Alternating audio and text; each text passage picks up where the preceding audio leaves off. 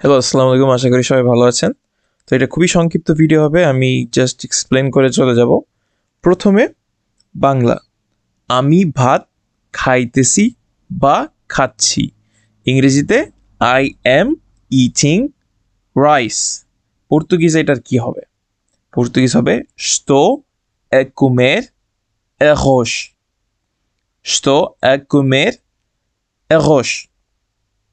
এরপর আমি ভাত খেয়েছি, I have eaten rice. Eu comi arroz. Eu comi arroz.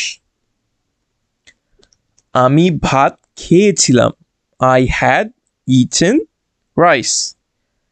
Eu tinha comido arroz. Eu tinha comido arroz.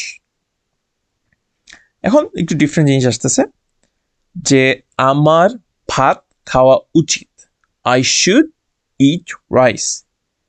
Eu devo comer arroz. Eu devo comer arroz. শুডের পরিবর্তে আমরা কি use করতেছি? দেভো।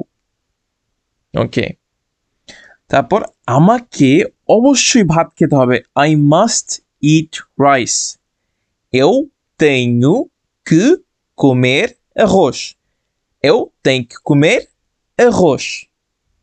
As simple as that. ধন্যবাদ ভিডিওটা দেখার জন্য। দেখা হচ্ছে নেক্সট ভিডিওতে। ধন্যবাদ।